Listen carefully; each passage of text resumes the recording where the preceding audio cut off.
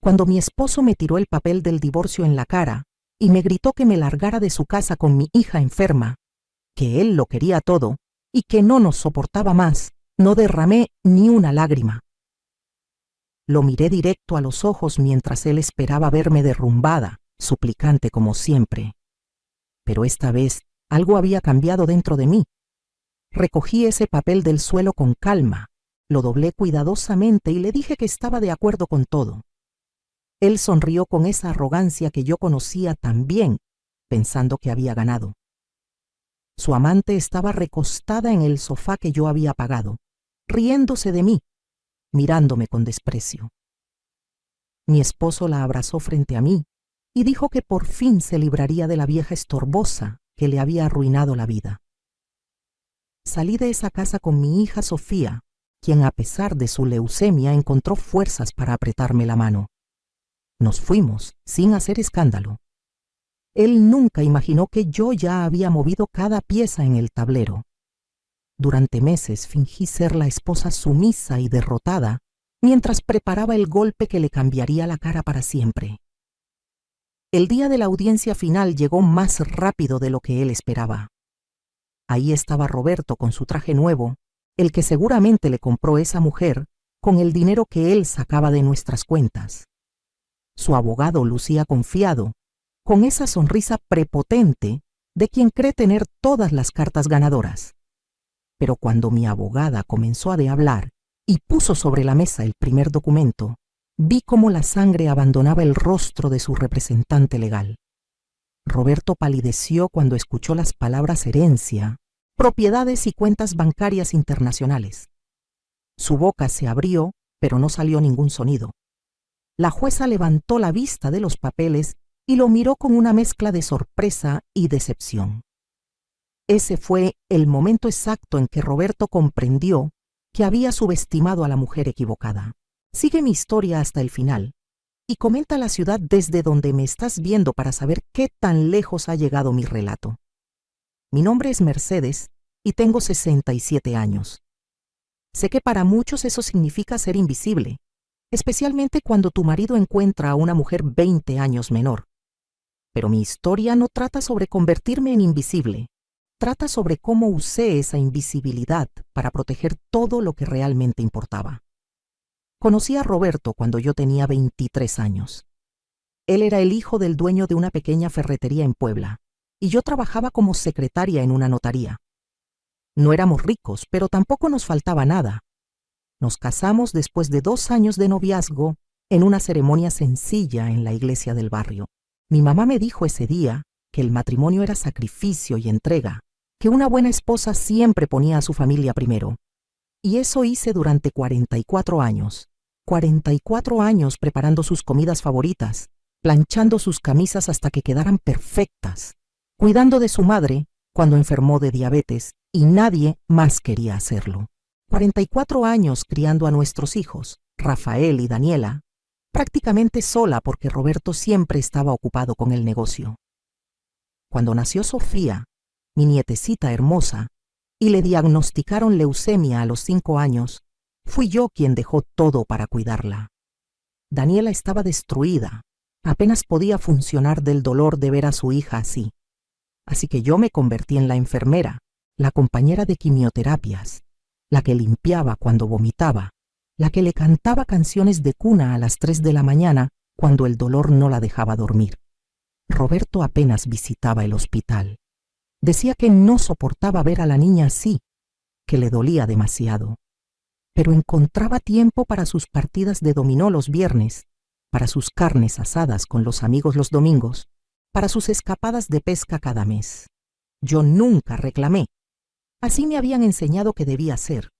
Una buena esposa, una buena abuela, siempre disponible, siempre sacrificada, siempre en segundo plano. La ferretería creció con los años.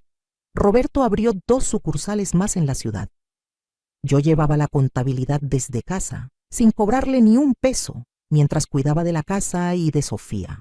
Hacía malabares entre las facturas, las citas médicas, la comida, la limpieza. Dormía 4 horas diarias si tenía suerte. Mis manos se llenaron de arrugas. Mi cabello se volvió completamente blanco. Mis rodillas comenzaron a doler de tanto subir y bajar escaleras entre la casa y el cuarto de Sofía.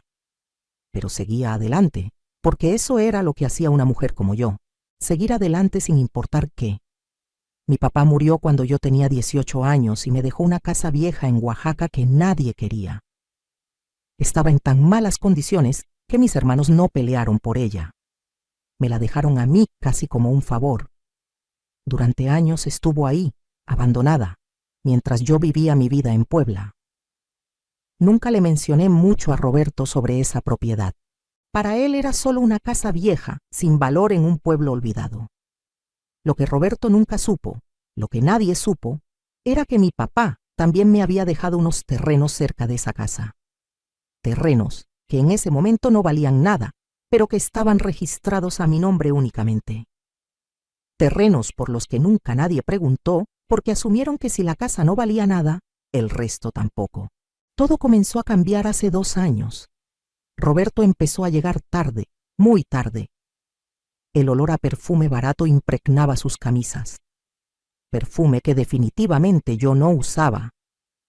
Cuando le preguntaba dónde había estado, me respondía con irritación que en el negocio, que tenía muchas responsabilidades, que yo no entendía la presión que él manejaba. Comenzó a tratarme diferente. Ya no era indiferencia, era desprecio. Me criticaba la comida que preparaba, la misma que durante 40 años le había encantado.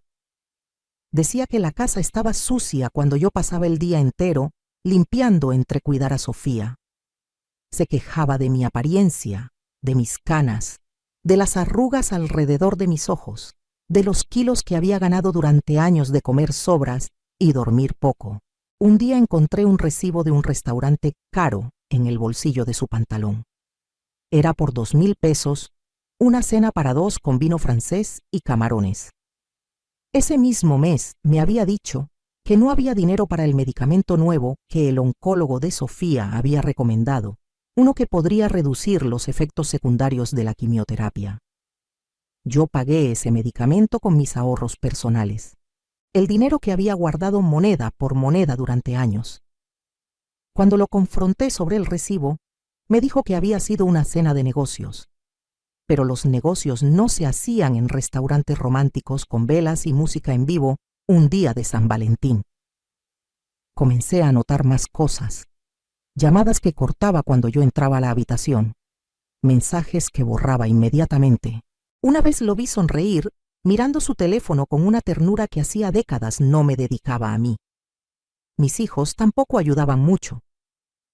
Rafael se había casado con una mujer llamada Patricia, que me odiaba desde el primer día. Decía que yo era entrometida, que opinaba demasiado, que no respetaba su espacio.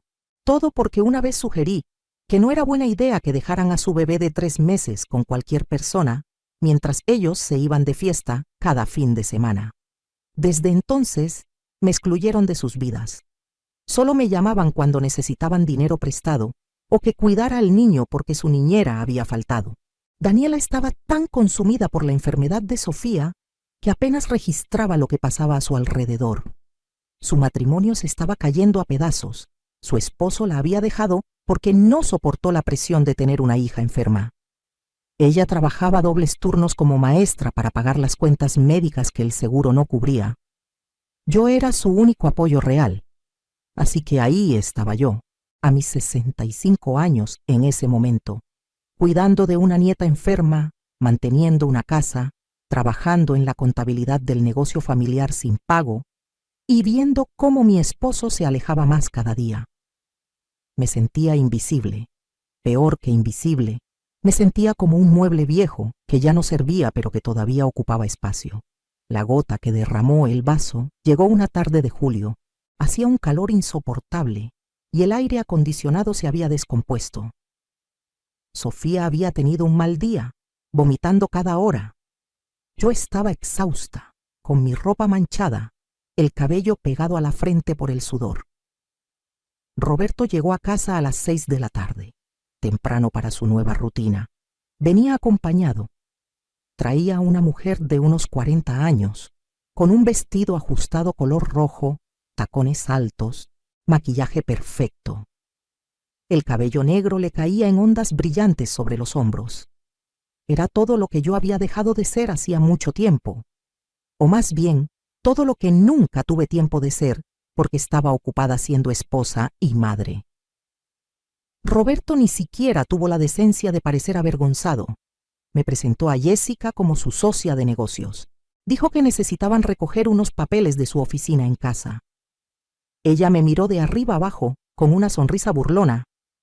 Extendió su mano con uñas perfectamente arregladas y yo estreché esa mano con mis dedos hinchados de artritis y manchados de medicina. Pude oler su perfume, el mismo que había estado detectando en las camisas de Roberto durante meses.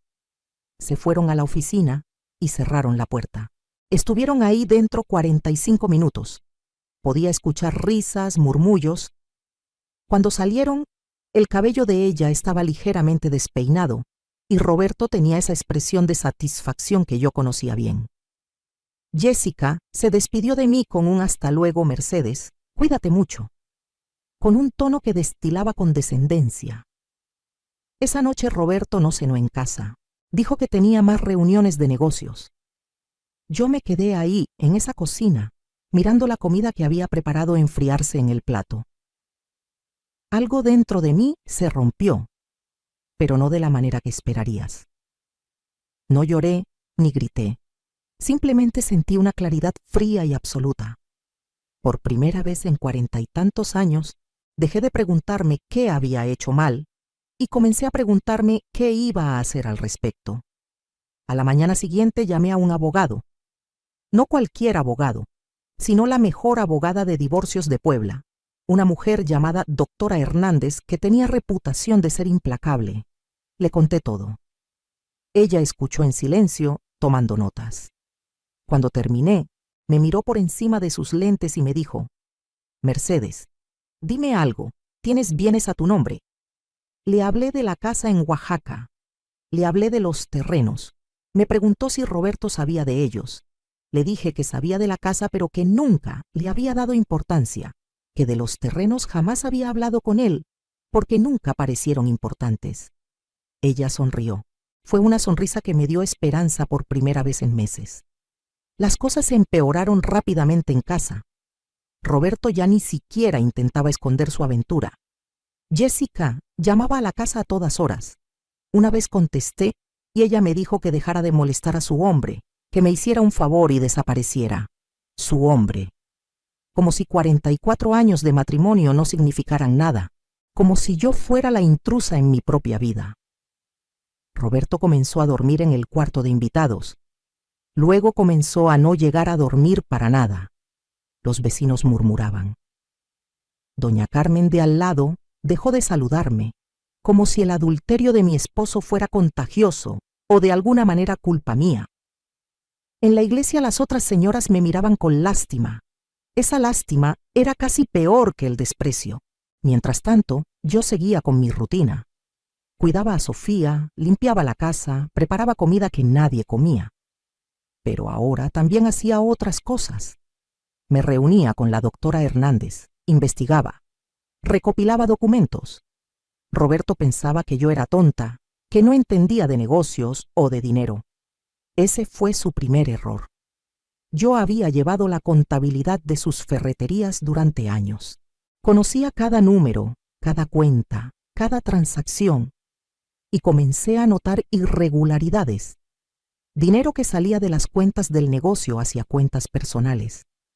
Facturas falsas, compras que nunca se habían hecho pero que aparecían en los registros. Roberto estaba desviando dinero del negocio, probablemente para mantener su estilo de vida con Jessica.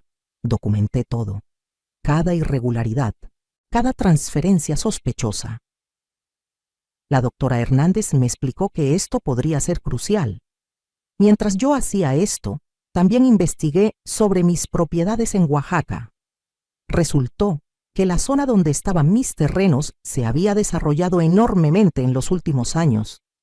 El gobierno había construido una carretera nueva que conectaba con la costa. Empresas turísticas estaban comprando terrenos en la zona para desarrollar resorts y hoteles boutique. Mis terrenos, esos que nadie quería, esos que Roberto consideraba basura, ahora valían una fortuna. Contraté a un valuador que confirmó lo que yo sospechaba. Solo los terrenos valían cerca de 15 millones de pesos. La casa vieja, con algo de remodelación, podría convertirse en una posada encantadora que valía otros 2 millones. 17 millones de pesos que eran completamente míos, solo a mi nombre, adquiridos antes del matrimonio. Dinero del que Roberto no podía tocar ni un centavo. La doctora Hernández casi salta de alegría cuando le mostré la evaluación. Ahora teníamos munición. Un sábado por la tarde, hace unos 8 meses, Roberto llegó a casa con Jessica del brazo. Ya ni siquiera fingían. Entraron como si fueran los dueños del lugar. Yo estaba en la sala con Sofía leyéndole un cuento. La niña había tenido una semana buena. Su cabello estaba comenzando a crecer de nuevo después de la última ronda de quimioterapia. Roberto me miró con desprecio absoluto y dijo: «Necesitamos hablar». Jessica se sentó en mi sofá, cruzó las piernas y me sonrió como si fuera la reina del mundo. Roberto sacó unos papeles de su maletín. Los dejó caer sobre la mesa de centro. «Papeles de divorcio», dijo Mercedes. «Esto se acabó. Quiero el divorcio y quiero que te largues de mi casa». Sentí que Sofía se tensaba a mi lado. La abracé más fuerte. Le pregunté con la voz más calmada que pude si estaba seguro. Él se rió. «Seguro. Mercedes, llevo seguro desde hace años. Me quedé contigo por lástima, por no crear escándalo.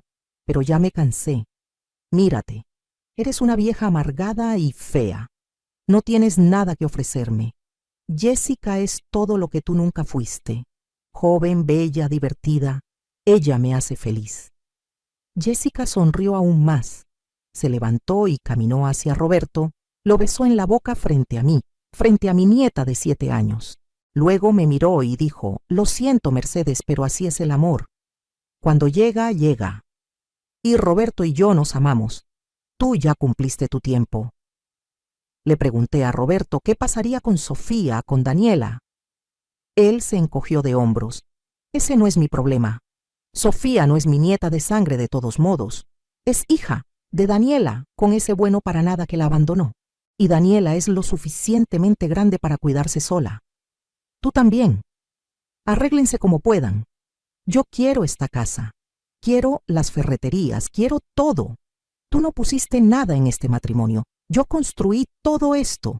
Así que te vas con lo que traías puesto y ya». Respiré profundo. Miré esos papeles. Luego lo miré a él. Y dije: «Está bien, Roberto. Acepto el divorcio. Puedes quedarte con todo. Me iré». Su cara mostró sorpresa por un segundo. Claramente esperaba que yo suplicara, que llorara, que armara un escándalo. Cuando no hice nada de eso, se recuperó rápidamente y sonrió. «Bien. Qué bueno que al fin entiendes tu lugar. Tienes 2 semanas para salir de mi casa». Recogí los papeles, tomé a Sofía de la mano y subimos a nuestro cuarto. Detrás de mí podía escuchar las risas de Roberto y Jessica, celebrando su victoria. Esa noche llamé a la doctora Hernández y le dije que Roberto había pedido el divorcio. Ella me preguntó si estaba lista para proceder con nuestro plan. Le dije que nunca había estado más lista para nada en mi vida. Durante las siguientes semanas fingí ser la esposa derrotada y sumisa que Roberto esperaba. Me mudé a un departamento pequeño con Sofía. Era un lugar humilde de 2 habitaciones en una zona no muy buena de la ciudad, pero era lo que podía pagar con mis ahorros limitados. Roberto ni siquiera ofreció ayudar con la mudanza o con dinero para la renta. Estaba demasiado ocupado remodelando nuestra casa, borrando cualquier rastro de mí. Daniela estaba destrozada cuando le conté todo. Quería confrontar a su papá, gritarle, hacerle ver lo que estaba haciendo. Pero yo le pedí que se mantuviera calmada, que confiara en mí. Le dije que tenía un plan, pero que necesitaba que ella actuara normal, como si estuviéramos resignadas a perder todo. Fue difícil para ella, pero confió en mí. Rafael, por otro lado, se puso del lado de su padre. Dijo que era natural que un hombre buscara felicidad, que yo había dejado de esforzarme, que no podía culpar a papá por querer estar con alguien que lo apreciara. Patricia, su esposa, estuvo completamente de acuerdo. Incluso tuvieron el descaro de invitar a Jessica a una cena familiar, presentándola como la nueva pareja de Roberto. Yo no fui invitada. Eso dolió más de lo que quiero admitir. Perder a tu hijo, ver que elige al padre adúltero sobre la madre que sacrificó todo, eso te parte el alma. Pero usé ese dolor como combustible. Cada humillación, cada desprecio, cada risa burlona, lo guardé todo y lo convertí en determinación. Mientras tanto, Roberto procedió con el divorcio de manera agresiva. Su abogado era un hombre arrogante llamado licenciado Fuentes, conocido por ser despiadado. En las primeras audiencias, argumentaron que yo no tenía derecho a nada, porque no había contribuido económicamente al matrimonio. Dijeron que Roberto había construido el imperio de ferreterías solo, con su esfuerzo y sudor, que yo había sido simplemente un ama de casa, que vivió de su generosidad durante décadas. El licenciado Fuentes me miraba con desdén cada vez que hablaba. Trataba de intimidarme con términos legales complicados, con amenazas veladas de dejarme en la calle sin nada. La doctora Hernández jugaba su papel perfectamente. Parecía apenas competente, como si estuviera haciendo lo posible con un caso perdido. Pedía pequeñas cosas, una pensión mínima, tal vez algo de dinero para ayudar con los gastos de Sofía. Roberto y su abogado rechazaban todo con risas. Nada. Ella no merece nada, decía Roberto en cada audiencia. Yo me sentaba ahí, con ropa sencilla, sin maquillaje, viéndome exactamente como la vieja derrotada que ellos creían que era. Pero por dentro estaba contando los días para la audiencia final. 3 meses después de que Roberto me entregara los papeles de divorcio, llegó el día de la audiencia final. Me levanté temprano esa mañana, me bañé con calma y me puse un vestido azul marino sencillo, pero elegante, que había comprado especialmente para la ocasión. Me maquillé ligeramente, me peiné con cuidado. Cuando me miré al espejo, vi a una mujer diferente de la que había sido meses atrás. Seguía teniendo 67 años, seguía teniendo arrugas y canas, pero había algo nuevo en mis ojos. Había poder. Sofía estaba con Daniela. La niña estaba respondiendo bien al tratamiento finalmente. Su cabello estaba creciendo en pequeños rizos suaves y sus mejillas habían recuperado algo de color. Antes de salir, la besé y le dije: «Abuelita va a arreglar las cosas hoy, mi amor». Ella me abrazó fuerte y me susurró: «Te quiero, abuelita. Eres la persona más valiente que conozco».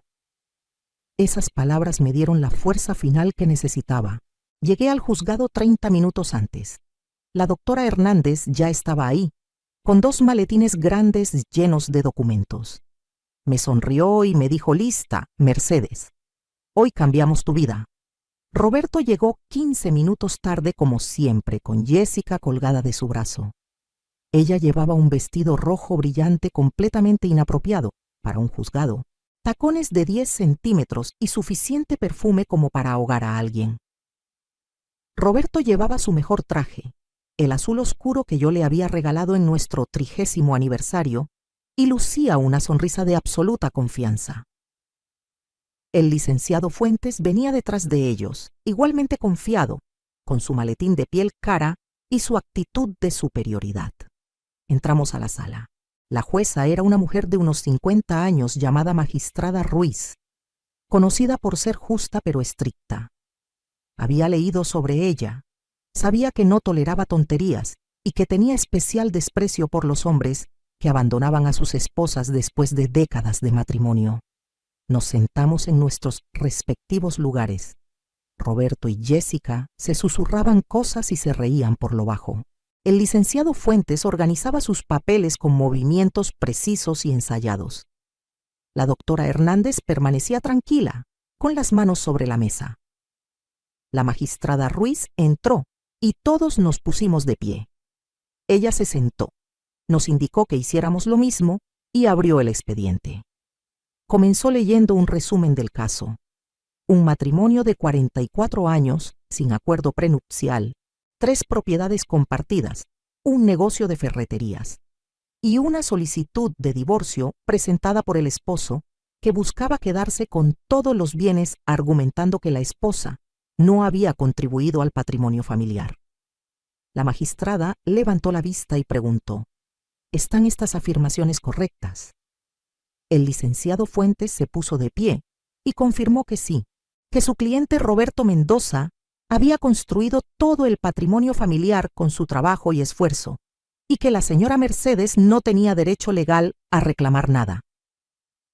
La magistrada me miró a mí. Doctora Hernández, ¿cuál es la posición de su clienta? La doctora Hernández se levantó lentamente. Su señoría, mi clienta tiene una posición muy clara. Y procedió a abrir el primer maletín. La doctora Hernández sacó el primer conjunto de documentos y los colocó sobre la mesa. Su señoría, me gustaría comenzar estableciendo las contribuciones de mi clienta al patrimonio familiar. Durante 44 años, la señora Mercedes Flores de Mendoza trabajó sin remuneración como contadora del negocio familiar. Aquí tengo registros que muestran que ella era quien llevaba la contabilidad completa de las 3 ferreterías. Roberto se movió incómodo en su silla. El licenciado Fuentes trató de objetar diciendo que eso era parte de las obligaciones maritales. La magistrada lo silenció con una mirada. La doctora Hernández continuó: además, tengo declaraciones de proveedores y empleados que confirman que la señora Mercedes era quien manejaba las relaciones con proveedores, quien negociaba precios, quien de hecho tomaba muchas de las decisiones del negocio mientras el señor Mendoza se ocupaba de otras actividades.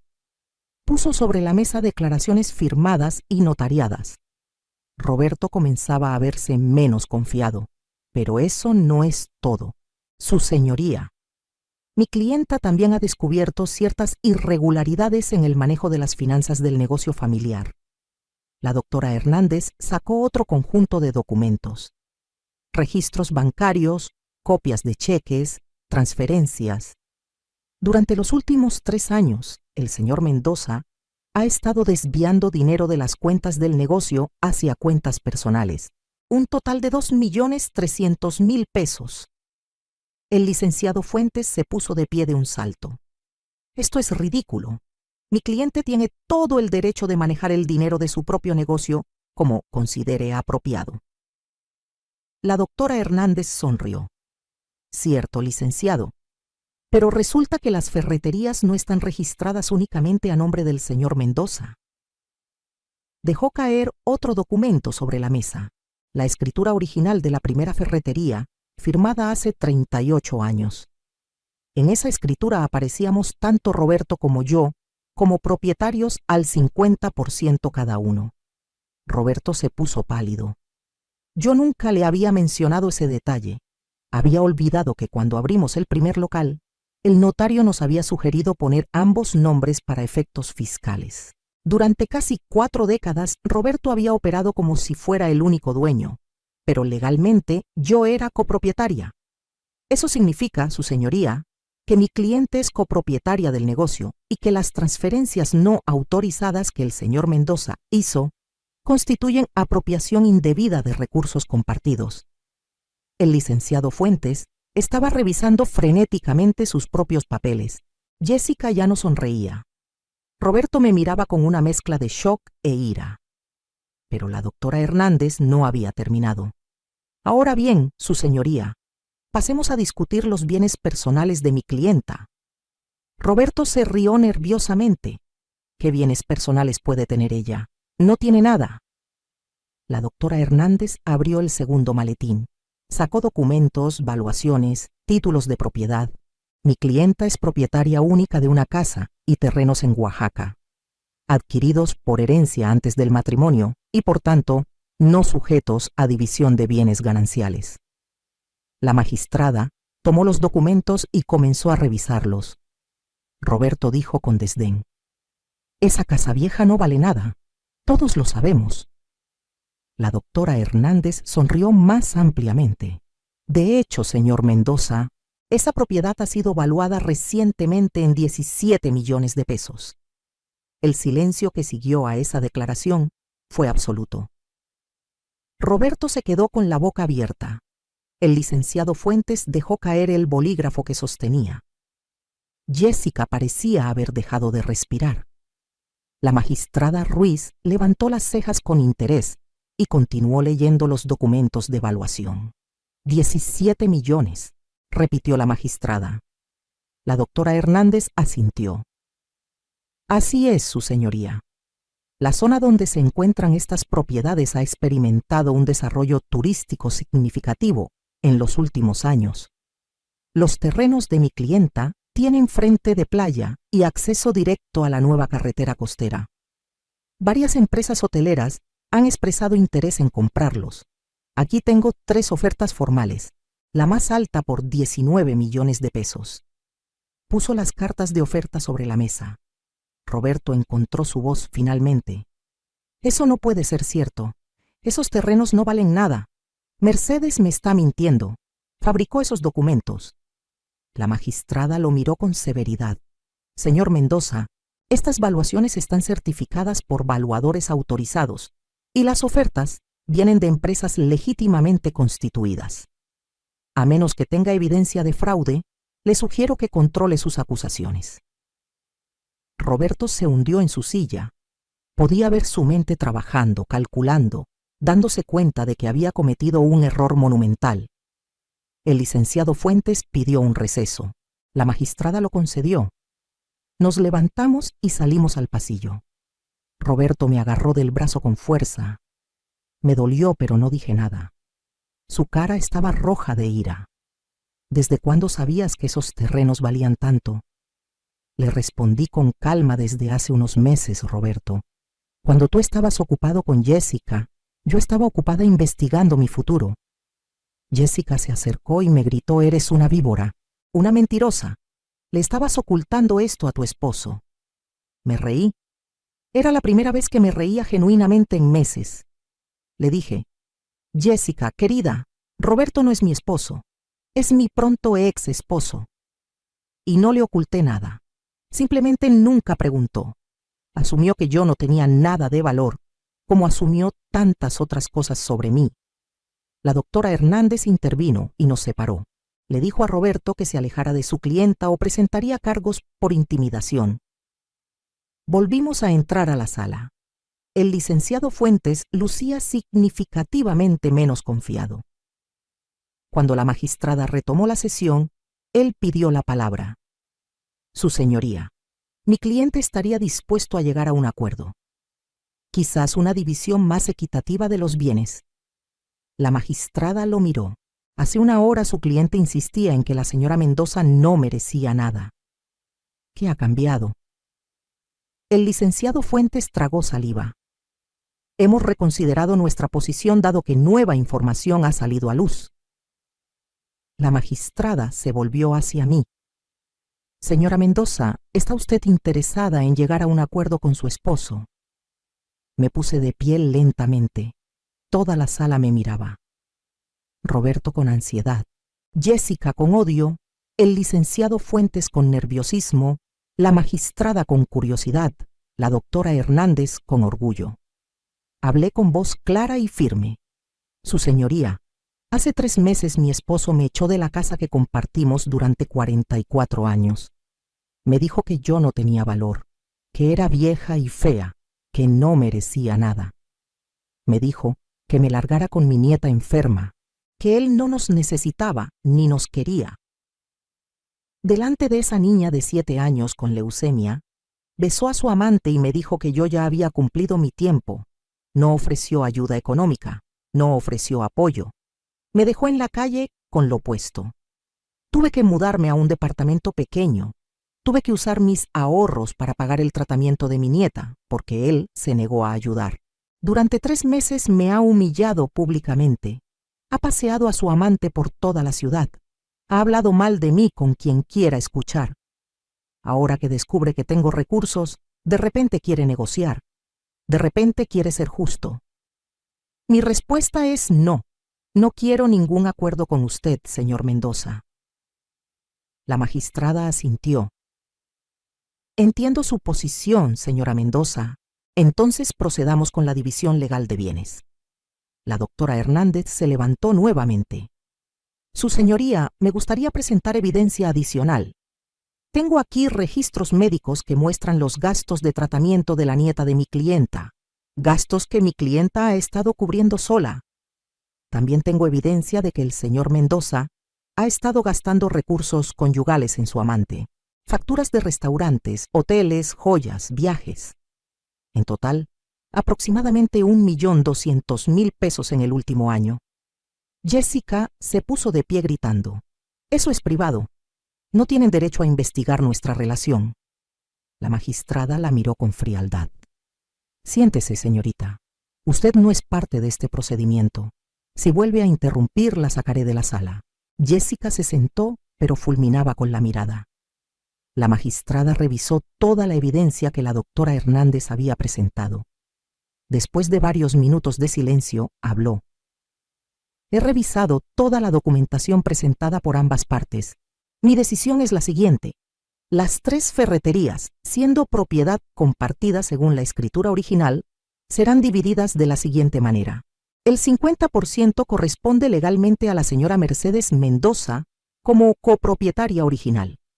Del 50% restante que corresponde al señor Roberto Mendoza, la mitad será asignada a la señora Mendoza como parte de los bienes gananciales del matrimonio. Eso significa que la señora Mendoza se queda con el 75% de las ferreterías». Roberto se puso de pie de un salto. «Eso es un robo. No puede quitarme mi negocio». La magistrada golpeó su mazo sobre la mesa. «Señor Mendoza, siéntese inmediatamente o lo haré sacar de la sala». Roberto se sentó, temblando de ira. La magistrada continuó.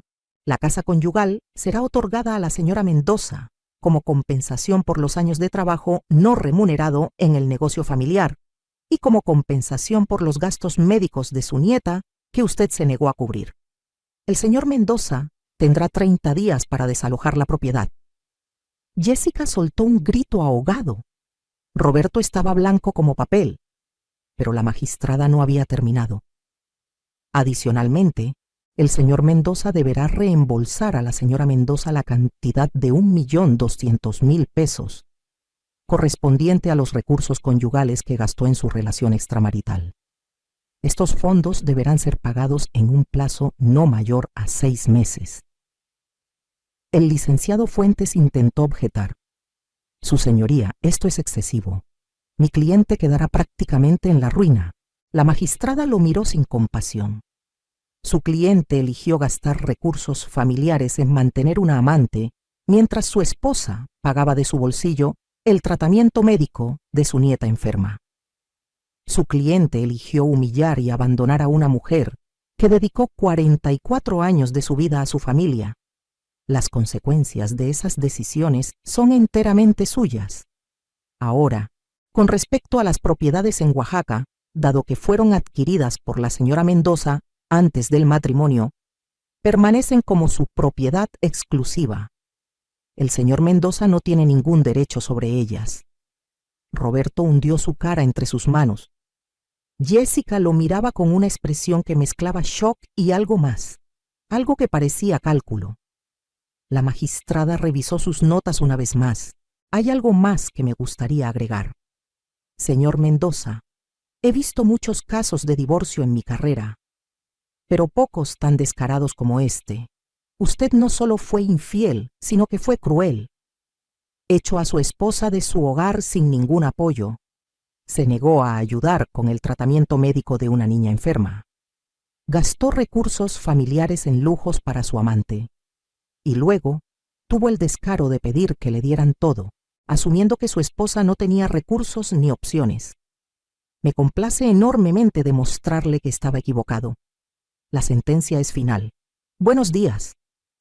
Y con eso golpeó su mazo y se levantó. Salí de esa sala con la cabeza en alto. Roberto seguía sentado, inmóvil, en estado de shock. Jessica ya estaba caminando hacia la salida, sus tacones resonando en el piso de mármol. Algo me decía que Roberto no volvería a verla pronto. Las mujeres como Jessica no se quedan con hombres que pierden todo. Afuera del juzgado, la doctora Hernández me abrazó. Lo logramos, Mercedes. Le ganamos. Le dije, no, doctora, no le ganamos. Simplemente tomé lo que siempre fue mío. Las semanas siguientes fueron una revelación. Roberto intentó apelar la decisión, pero su nuevo abogado, porque el licenciado Fuentes renunció al caso, le dijo que no tenía bases. La evidencia era abrumadora y la magistrada había sido más que justa.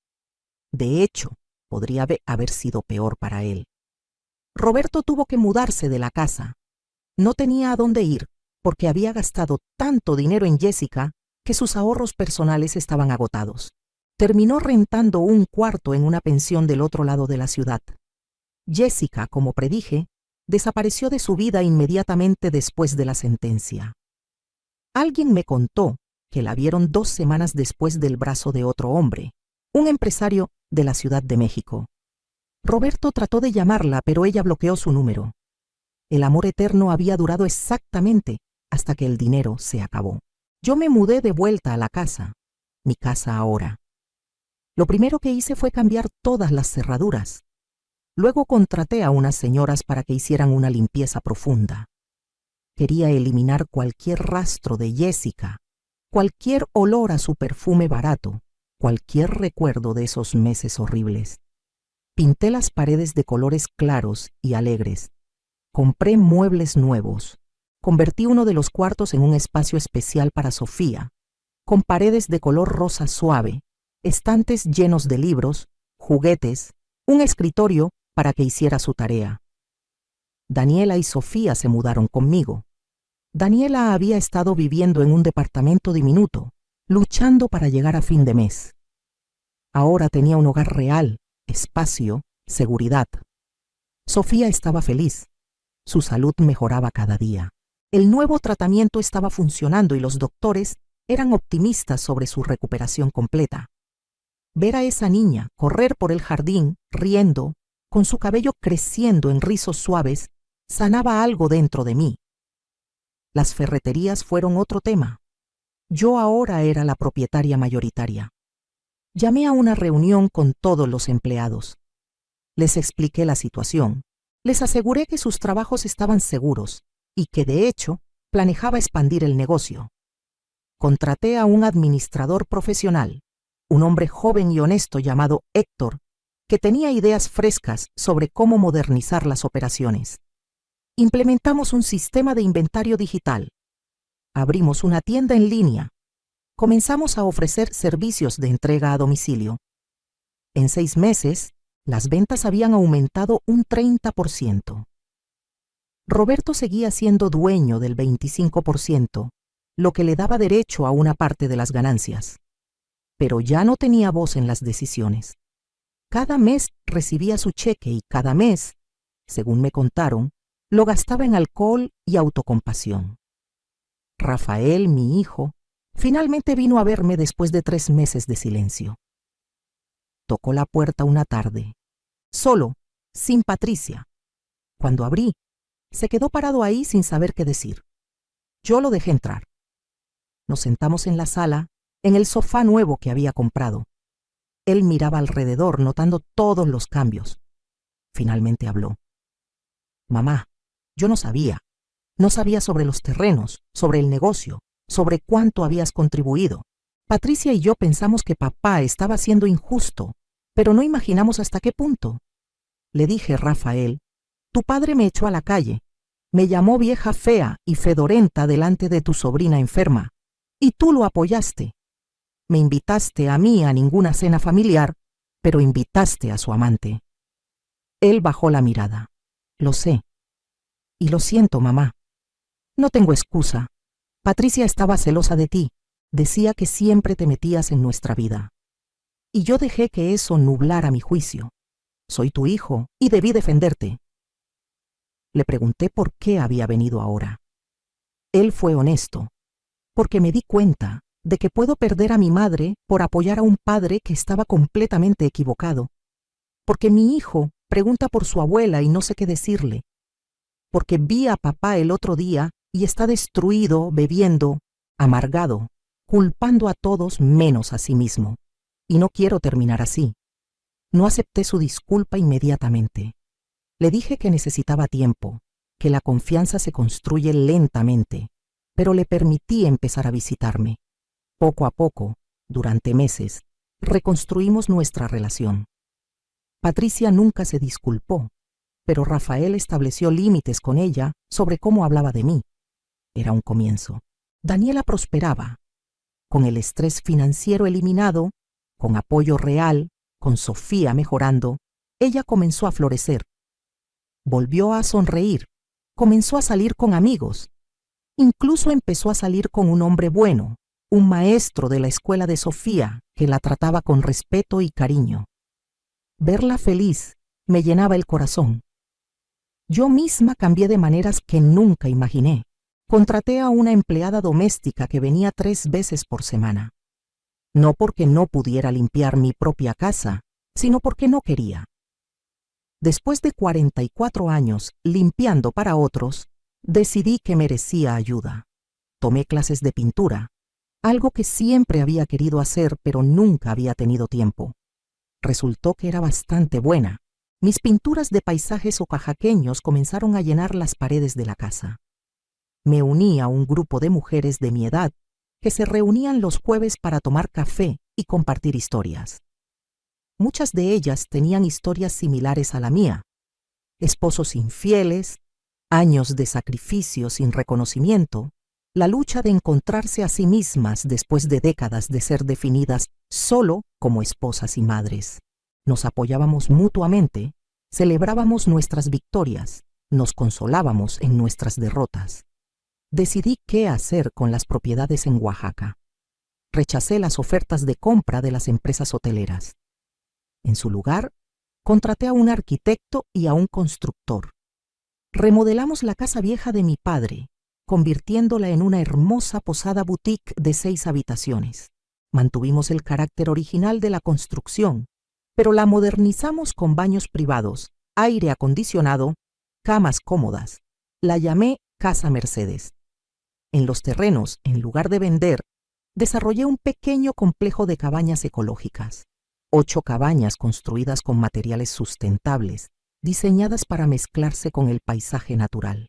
Contraté a personas del pueblo local para trabajar en la posada y en las cabañas. Les pagaba salarios justos, les daba prestaciones, los trataba con respeto. La posada abrió hace 6 meses. Ha sido un éxito rotundo. Los turistas aman la autenticidad del lugar, la belleza de la costa oaxaqueña, la comida tradicional que servimos. Las reseñas en línea son excelentes y las ganancias son muy buenas, más de lo que necesito para vivir cómodamente. Uso parte de esas ganancias para ayudar a otras mujeres. Establecí un fondo que ayuda a mujeres mayores que están pasando por divorcios difíciles. Les pagamos asesoría legal, las conectamos con recursos, les damos apoyo emocional. En el primer año ayudamos a 22 mujeres. Algunas de sus historias hacían que la mía pareciera suave, pero todas tenían esa misma chispa de determinación, ese mismo rechazo a ser víctimas. Roberto intentó volver una vez. Tocó a la puerta una noche, borracho, llorando. Decía que había cometido un error, que me extrañaba, que Jessica había sido un error terrible, que podíamos volver a intentarlo. Le dije que no. Le dije que había tenido 44 años para valorarme y que eligió no hacerlo, que yo había encontrado mi valor propia y que no necesitaba su validación, que siguiera su camino y me dejara seguir el mío. Se fue llorando. No volvió. Escuché que eventualmente dejó de beber tanto, que consiguió un trabajo en una ferretería que no era la nuestra, que vivía una vida tranquila y solitaria. Parte de mí sentía lástima por él, pero era una parte muy pequeña. La mayor parte de mí simplemente ya no sentía nada. Había usado toda mi energía emocional en él durante décadas. Ya no tenía más que dar. Sofía se recuperó completamente. Hace 3 meses recibió la noticia de que estaba en remisión completa. La leucemia se había ido.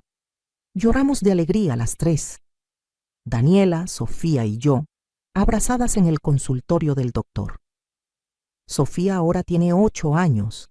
Va a la escuela normalmente. Juega con sus amigos.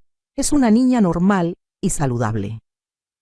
Cada vez que la veo reír, cada vez que la veo correr, pienso en cómo casi perdemos todo, cómo Roberto estuvo dispuesto a abandonarla cuando más nos necesitaba. Y me siento agradecida de haberme mantenido firme, de haber luchado, de haber ganado. Hoy tengo 67 años y nunca he sido más feliz. Vivo en una casa hermosa, llena de luz y amor. Tengo un negocio próspero que me da independencia financiera. Tengo propiedades en Oaxaca que me dan alegría y propósito. Tengo a mi hija Daniela viviendo conmigo, riendo otra vez, enamorándose otra vez. Tengo a mi nieta Sofía, sana y feliz, llamándome su heroína. Tengo a mi hijo Rafael tratando de reconstruir nuestra relación, aprendiendo a ser mejor hombre de lo que su padre fue. Tengo amigas que me entienden y me apoyan. Tengo hobbies que me apasionan. Tengo planes para el futuro. Hace unas semanas, Daniela me preguntó si alguna vez lamentaba haber pasado tantos años con Roberto. Si sentía que había desperdiciado mi vida. Lo pensé cuidadosamente antes de responder. Le dije que no lamentaba esos años porque me dieron a ella y a Rafael. Me enseñaron resiliencia. Me enseñaron mi propia fuerza. Me enseñaron que nunca es demasiado tarde para defenderte a ti misma. Que nunca es demasiado tarde para reclamar tu vida.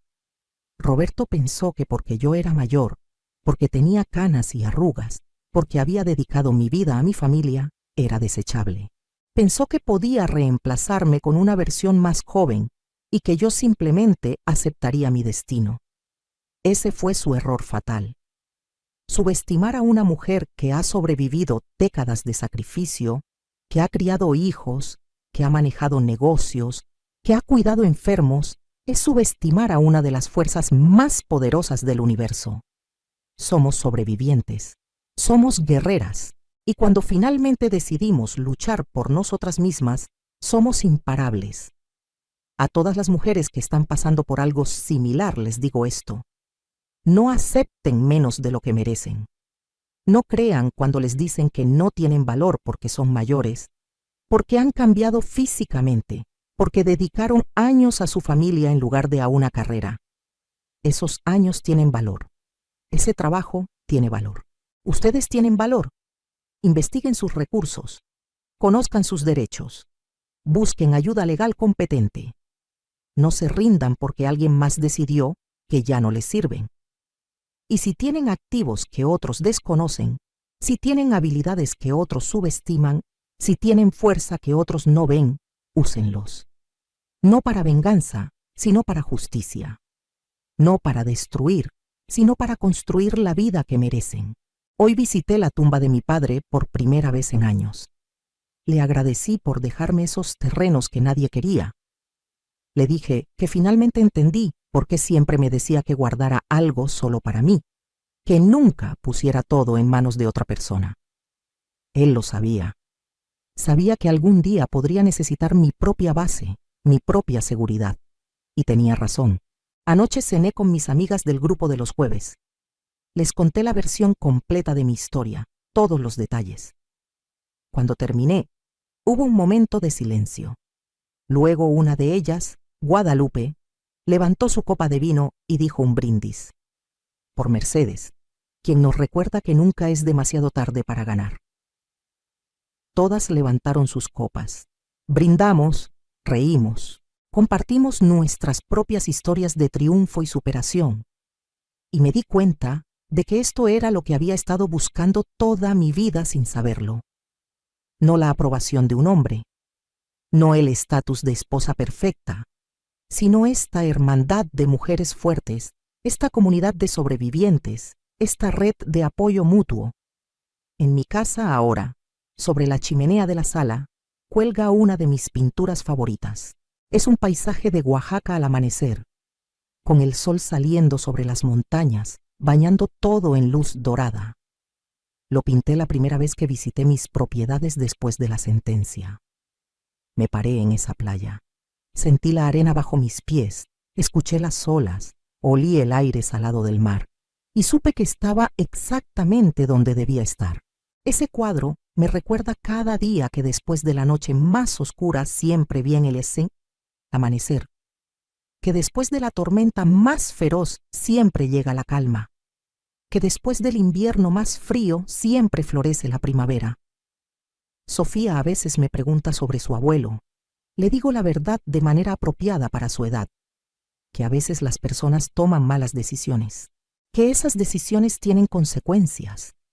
Pero también le digo que nosotras estamos bien, que somos fuertes, que somos una familia y que nada ni nadie puede quitarnos eso.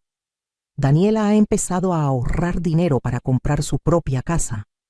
Podría quedarse conmigo para siempre y yo sería feliz. Pero entiendo su necesidad de independencia. Le he enseñado bien.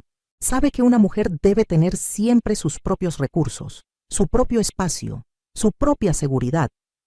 Cuando encuentre su casa, la ayudaré con el enganche, porque eso es lo que hacemos las mujeres de esta familia. Nos apoyamos, nos fortalecemos mutuamente.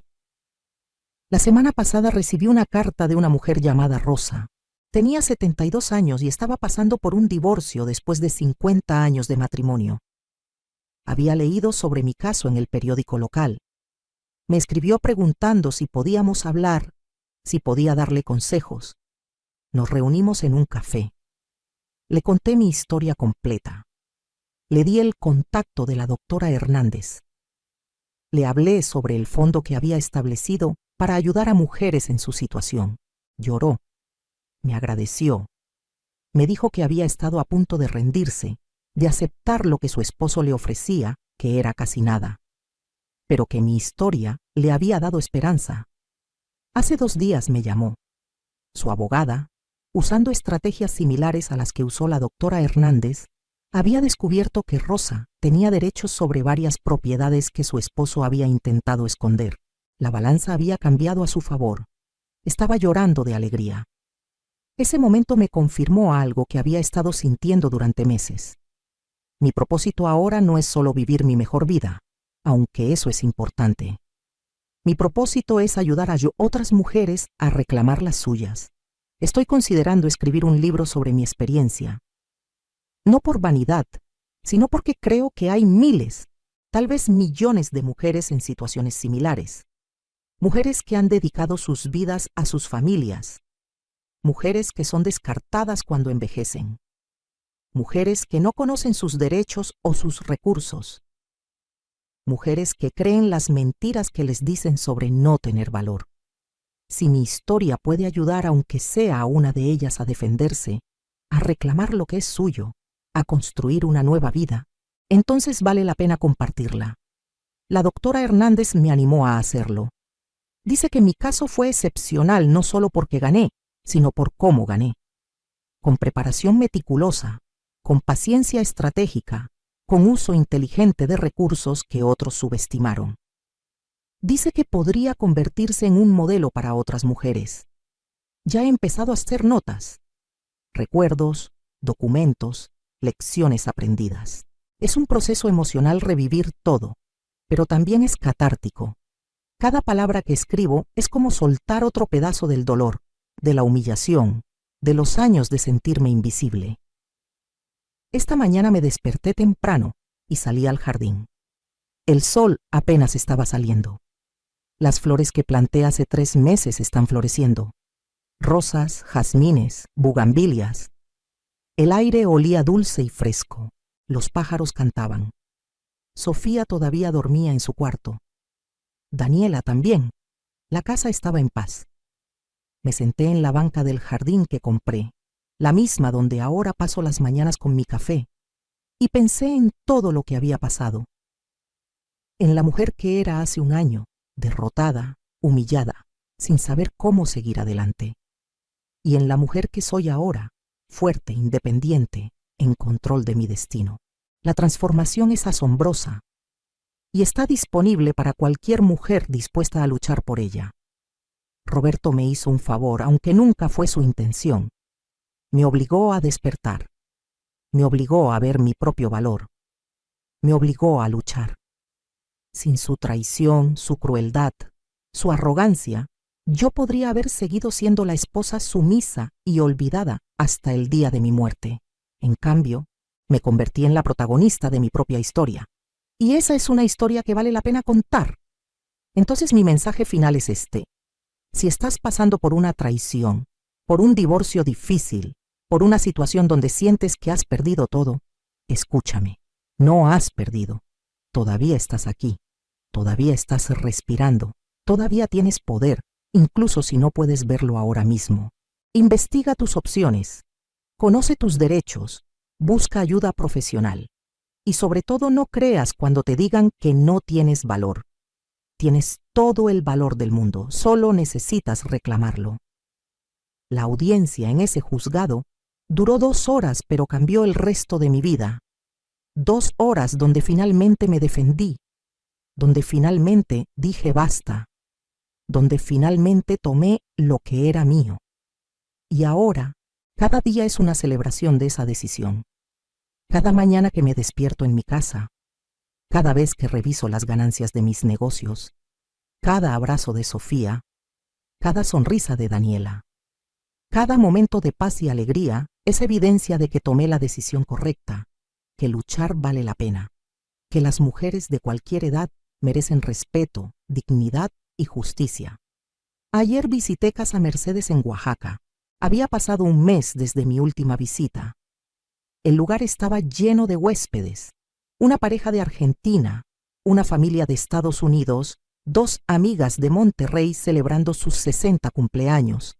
Todos estaban encantados con la propiedad, con la comida, con la hospitalidad.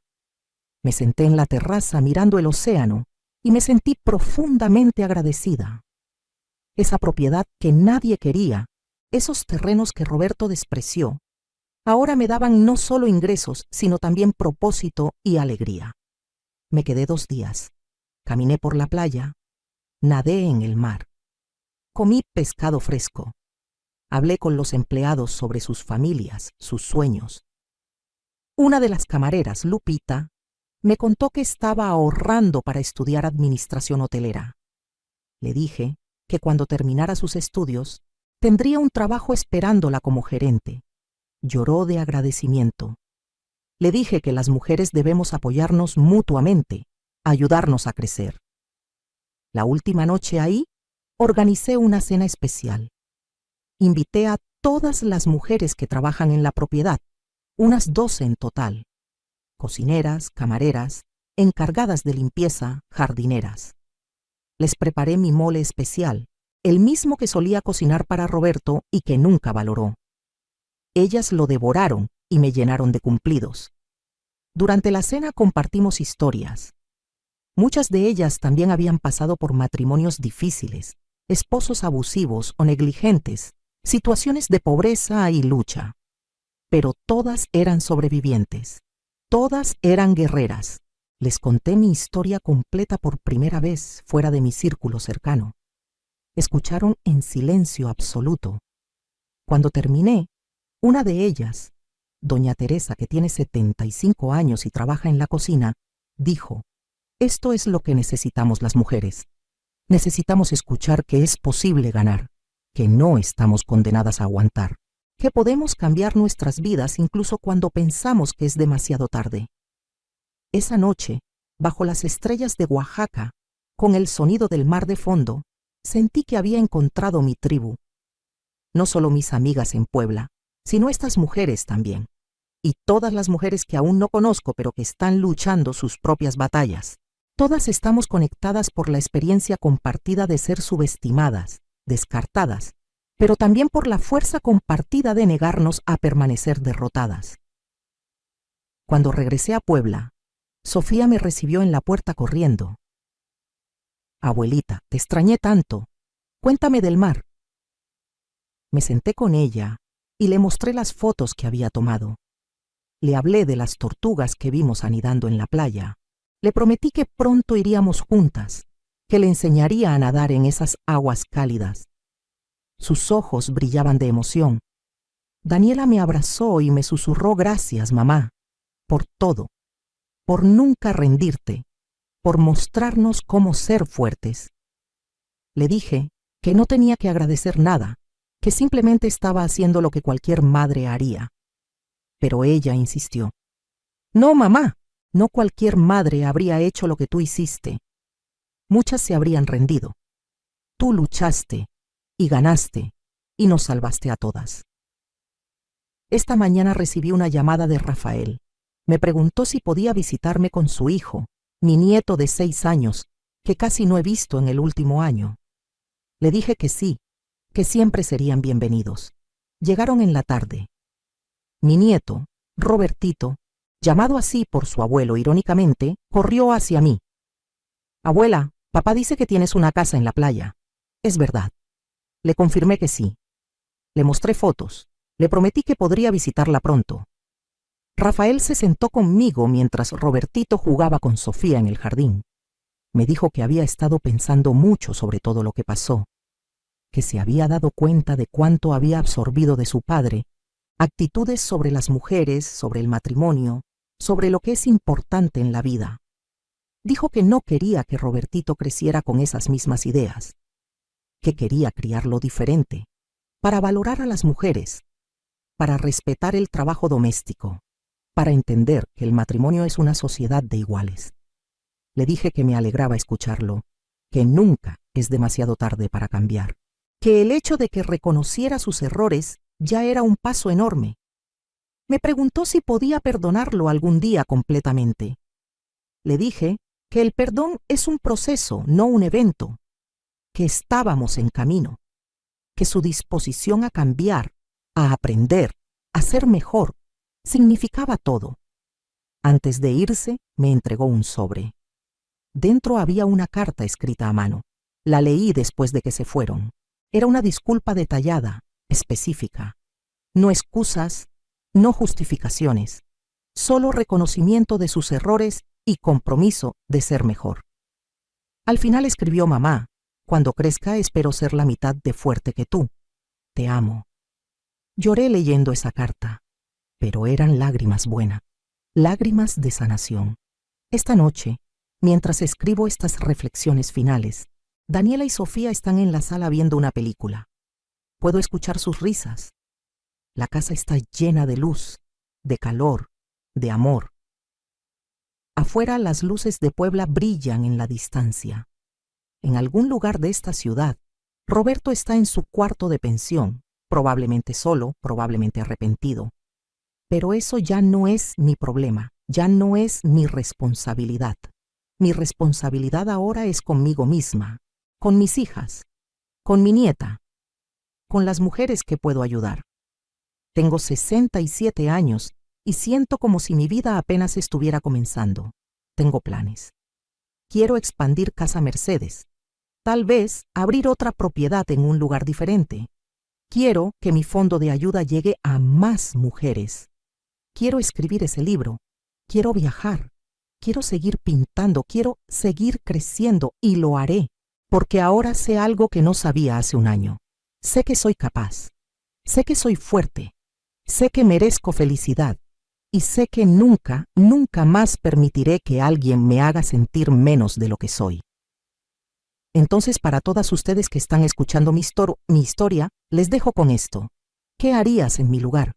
Si tu pareja te traicionara después de décadas de dedicación, si te dijeran que no vales nada, si te echaran de tu propia casa, ¿te rendirías o lucharías? Yo elegí luchar y esa elección cambió todo. Comenta abajo qué harías tú. Cuéntame tu historia si tienes una similar. Y recuerda, no importa cuántos años tengas, no importa cuánto tiempo hayas estado en una situación difícil, nunca es demasiado tarde para reclamar tu vida. Nunca es demasiado tarde para defender tu valor. Nunca es demasiado tarde para ganar. Mi nombre es Mercedes. Tengo 67 años. Y esta es mi historia de cómo mi esposo pensó que podía destruirme, pero en cambio me obligó a descubrir mi verdadera fuerza. De cómo perdí un matrimonio pero gané mi libertad. De cómo lo que otros vieron como mi final fue en realidad mi comienzo. Y ahora, cada día que me despierto en mi casa, en mi cama cómoda, rodeada de las personas que realmente me aman, sé con absoluta certeza que tomé las decisiones correctas, que la mujer que fui, sumisa y callada, murió el día que Roberto me entregó esos papeles de divorcio, y en su lugar nació una mujer nueva, una mujer que conoce su valor, una mujer que no acepta menos de lo que merece, una mujer que no tiene miedo, una mujer imparable. Y esa mujer soy yo, Mercedes, sobreviviente, guerrera, vencedora. Esta es mi historia, y apenas está comenzando.